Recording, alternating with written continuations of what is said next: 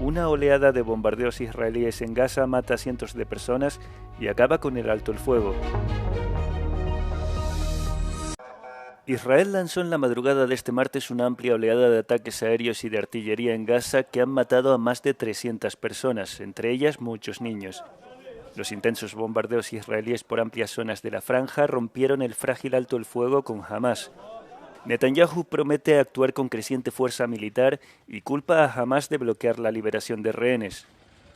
Tanto Israel como Estados Unidos querían extender la primera fase del alto el fuego para presionar por la liberación de los rehenes que Hamás aún mantiene retenidos, mientras que el grupo islamista estaba abierto a prorrogar esa primera fase liberando a un grupo reducido, pero con la premisa de comenzar la negociación de la segunda fase de manera inmediata y con garantías sobre la retirada de las tropas israelíes de la franja. Hamás culpa a Israel de una escalada no provocada contra los palestinos. También advirtió de que los ataques violaban el alto el fuego y ponían en peligro a los rehenes. Las negociaciones sobre la segunda fase de la tregua aún estaban en el aire, pero los bombardeos masivos dejan en entredicho el futuro del acuerdo. En una escena inimaginable hace unos meses, el lunes, el ministro interino de Asuntos Exteriores sirio representó a Damasco en una conferencia de la UE sobre el futuro de Siria. La UE redobló su apoyo a la transición del país tras la caída de al-Assad, prometiendo 2.500 millones de euros adicionales y comprometiéndose a realizar más inversiones si las nuevas autoridades dirigen el país hacia un futuro inclusivo y estable. We are ready to do more to attract the necessary investments for reconstruction as the political transition advances towards a credible and inclusive and non-sectarian government. La preocupación es palpable ante el reciente estallido de violencia entre grupos afines al nuevo gobierno islamista suní e insurgentes partidarios de al-Assad. Hubo más de 1.300 muertos en las matanzas, se cree que una gran parte civiles, y el gobierno interino ha respondido a la presión internacional abriendo una investigación para depurar responsabilidades. Según la ONU, las comunidades alawitas, la minoría de la que forma parte al-Assad, fueron las principales víctimas. Outbreak is very worrying and it shows that the hope in Syria is really hanging by threads. I think that we have to be more vocal on both directions, which is clearly expressing when those things happen that no impunity would be allowed, and we want that this kind of situation won't be repeated. Sobre la mesa también está el significado de la transición para los sirios en Europa. La Agencia de la ONU para los Refugiados afirma que el 60% de los refugiados sirios ha manifestado su interés por regresar a su país de origen. Pero la jefa de migración de la ONU dijo a Euronews que las discusiones sobre el retorno de los refugiados no pueden producirse sin el compromiso de invertir en el futuro de Siria.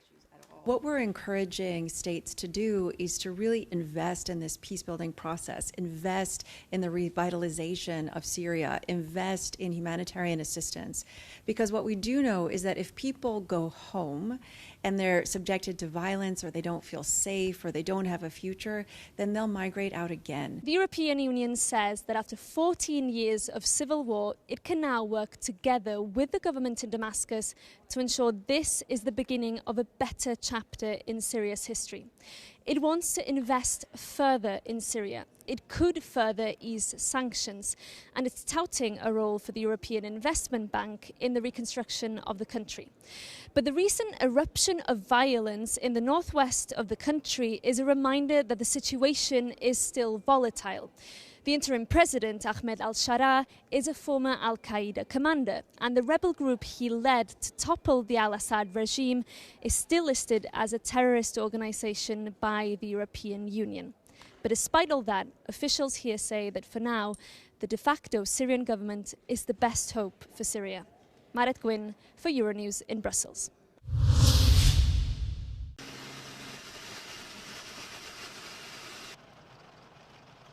Golpear a los fertilizantes rusos sin perjudicar a la agricultura europea. Este es el difícil equilibrio que busca la Unión Europea. A finales de la semana pasada, los Estados miembros aprobaron una propuesta de la Comisión Europea para imponer derechos de aduana a las importaciones de determinados productos agrícolas procedentes de Rusia y Bielorrusia, con el fin de reducir la dependencia de la Unión. Pero la medida preocupa al sector agrícola, que depende en gran medida de los fertilizantes rusos.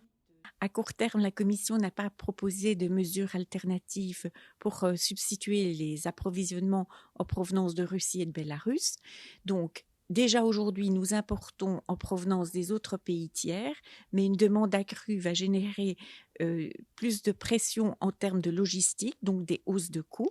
Ces hausses de coûts vont générer de l'inflation agricole qui se répercute en termes de baisse des revenus des producteurs agricoles et de la compétitivité sur le marché intérieur et à l'exportación. Los fertilizantes rusos representan alrededor del 25% de las importaciones de la Unión Europea.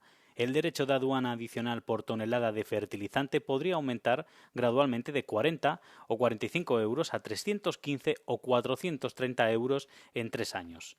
Para los agricultores está en juego la seguridad alimentaria de la Unión. La Comisión asegura que esta reducción de las importaciones se compensará con un refuerzo de la industria europea de fertilizantes, una opinión que comparte la eurodiputada encargada del texto en el Parlamento Europeo. Inés Vaidere opina que hay que pensar estratégicamente. My personal view is that this proposal could come or should come 3 years earlier already. Now almost all countries have got rid of Russian gas. But Russia has done such a thing to produce from cheap Russian gas these fertilizers and to sell them in the European market for a very low prices. And it means if we buy these Russian fertilizers, we continue to fuel Russian war machine. Is it acceptable? No, it's not.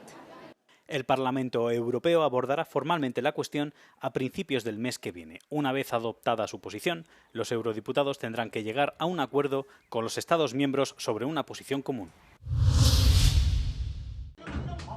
Las organizaciones delictivas son los nuevos soldados de una guerra híbrida. Las mafias se han aliado con países hostiles para amenazar a la Unión Europea con actividades delictivas transfronterizas que tienen efectos políticos desestabilizadores. La alerta fue lanzada el martes por la agencia policial de la UE, Europol. Criminal organizations, of course, they are agile, they are borderless. They are controlling and they work to destabilize. So criminal organizations, they look always for opportunities. If they see an opportunity to work with a state actor, they will work with a state actor. Según la UE, uno de los ejemplos más preocupantes de la interacción entre la delincuencia organizada y los agentes estatales hostiles es la inmigración ilegal. Potencias extranjeras como Bielorrusia utilizan a los traficantes de seres humanos para desestabilizar a sus vecinos a cambio de dinero.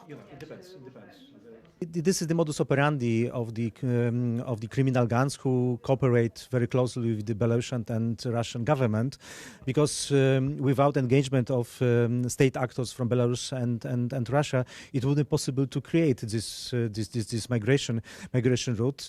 Europol ha advertido de los riesgos procedentes de las zonas de conflicto y ha establecido una estrecha colaboración con las autoridades ucranianas. Europol is also suggesting the European institutions to prepare a strategy in order to tackle the possible emerging risk coming from a post-war scenario in Ukraine where chaos could become a weapon for criminal organization. Sergio Cantone, Den Haag for Euronews. En el día en el que Italia conmemora a sus víctimas del coronavirus, los supervivientes de la pandemia se sienten más que agradecidos. Entre ellos se encuentra Sergio Monticelli, quien reivindica a los médicos que le salvaron la vida en este hospital de Roma hace ya 5 años. Mi ha fatto una grande emozione, si sente anche ritrovare il dottor Magliacani, vedere tutto il reparto, capire che qui ci sono passato e sono tornato a casa. Altri non lo hanno fatto. Sergio nos recuerda el momento en el que cambió todo para él durante su hospitalización. Tripli guanti, tripla mascherina, quindi erano veramente irriconoscibili. Però mi aveva colpito questo sguardo che era uno sguardo come se ti dicesse calma, pace, tranquillità, sereno, ci siamo noi. E invece nel momento in cui mi ha detto lei è gonfio, gli occhi si erano chiusi, erano gelidi, era diventata la professionista, non era più soltanto il medico che ti confortava, lì doveva decidere in un attimo quello da fare.